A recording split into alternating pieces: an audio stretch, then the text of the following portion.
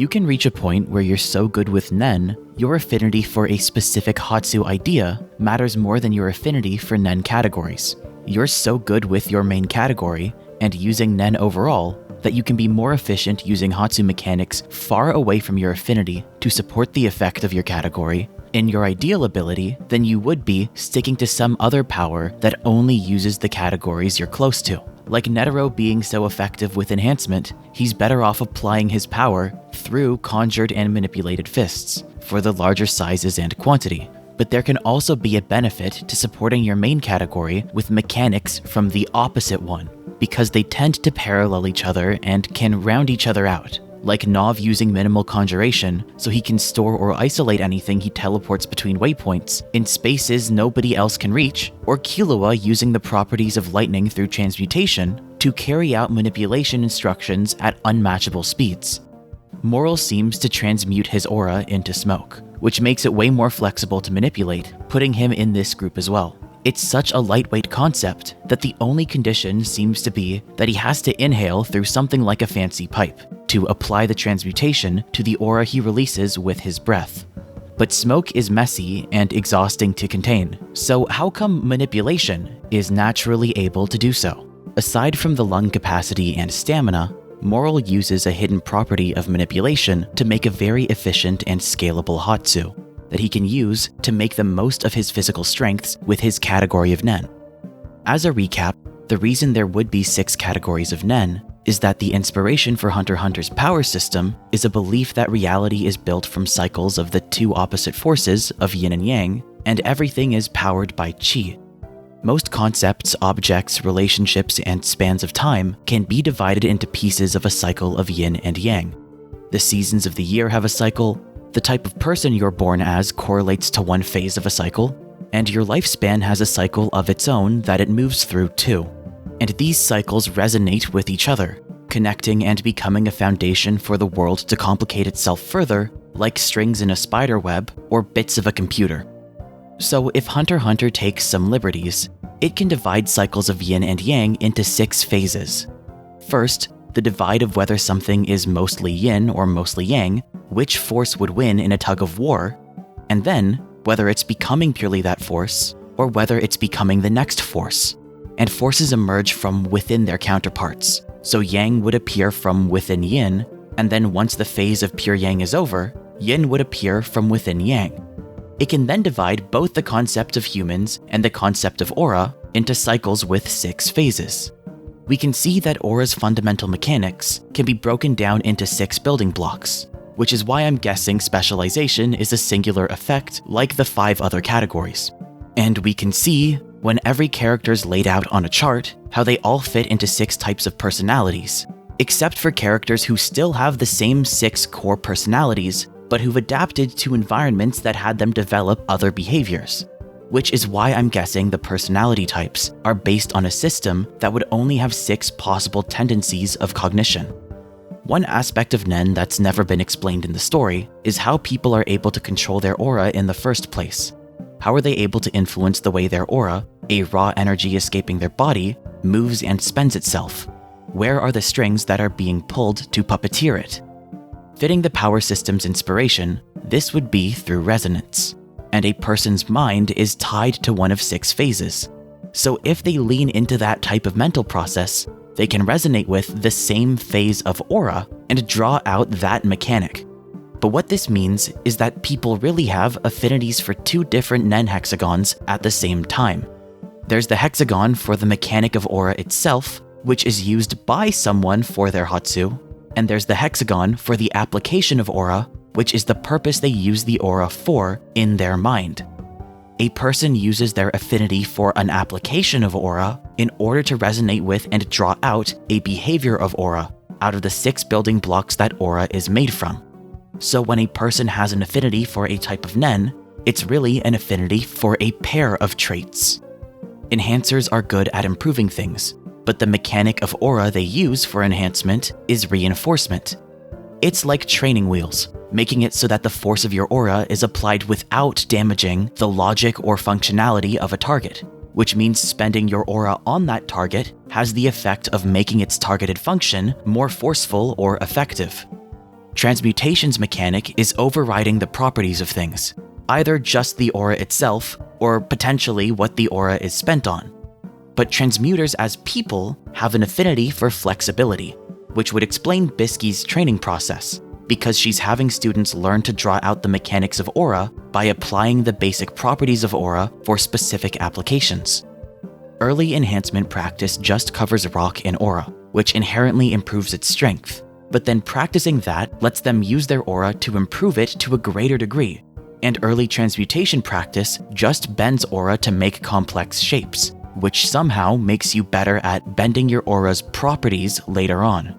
The idea seems to be that just using basic aura control to get used to an inherent application automatically increases your ability to then use a corresponding category of Nen, because what triggers the Nen mechanic is your way of thinking around applying it. But what's useful about knowing this is that you can separate Nen affinity from the mechanic to look at how to optimize both the mechanic and the function of your Hatsu, the application, which are related because they both come from the same phase of cycles of Yin and Yang. The two forces represent complexity, space, or a mold for things to fill for Yin, and might or presence or stability for Yang, because when combined, they can make anything in existence. Yin creates variety, because if a universe lasts for 1,000,000 years, but there's nothing in it but dirt, you don't have much of a universe. And Yang creates persistence, because if a universe is filled with everything you can imagine, but it exists for 0 seconds, it just doesn't exist in the first place. If I say I was on Mars for 0 seconds, I was never on Mars. You can think of them like the direction and magnitude of a vector. Yin provides the angle, so the vector does have a specific direction it's pointing to, and Yang provides the length, so it's more than nothing. They're meant to do this for every concept in existence, and then those concepts resonate with each other to make more concepts in the future. But this means the types of aura and types of people should match whatever the ideas are behind their arrangements of Yin and Yang. First, you determine which force they have the most of, whether they're on the Yin side or the Yang side, and then you see where it branches from its pure force. A manipulator would be primarily Yin, but it's becoming the next Yang by being pushed around some of the new force. Yin is design or possibility, and it's stretched around Yang, so the idea of manipulation cycle phase is the idea of boxing something, the next Yang, into a design or possibility, an outline from the past. For a personality, if Yang represents proactiveness and Yin represents reflection, or acting versus thinking, then a manipulator has the tendency to think rather than to act.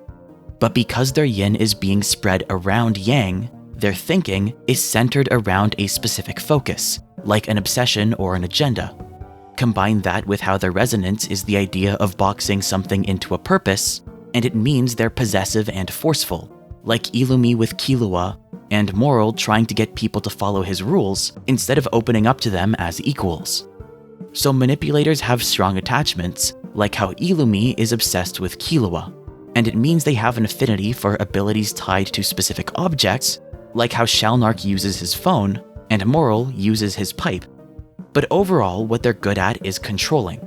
Fitting the name, that's the application that manipulators have an affinity for. But to forcibly control something means getting a behavior to happen by force without needing to understand your target's perspective or nuances.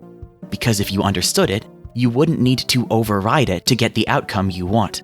So even though enhancement is associated with brute strength, manipulation is the true embodiment of overpowering things. And as for the aura mechanic, if Yang represents stability, which is why enhancement reinforces, and Yin represents potential or complexity and design, which is why specialization is unstable for other types of Nen and hard to identify the mechanic of, manipulation's mechanic would be branching from specialization's base ability to add conceptual complexity and design, like how emission and transmutation branch from enhancement. But manipulation would be the ability to add conceptual design, so a hypothetical purpose, around an actual existing target for stability. Rather than the mechanic directly puppeteering or remote controlling something, which would mean the more aura you use, the more parts of a body you can hijack, manipulation is really about assigning a wider purpose to a target. So the more aura you use, the more specifically you can box them in. It's like forcing someone to take a test, then spending more aura to change the answers from free response to multiple choice, and then spending even more aura to restrict them to one predetermined choice per question. And it's also kind of like railroading somebody. You can use your aura to help propel them in ways you want that they couldn't on their own, twisting their shape like Illumi or animating something that doesn't normally move like Morel. But combined with manipulation's application, the specific strength of manipulators is to box in the opportunities and outcomes of a target without needing to consider the way they achieve them internally. That's how semi-coercive manipulators can save stamina, limiting a person to a smaller list of actions and freeing up what they think internally, because you're not hijacking a person piece by piece.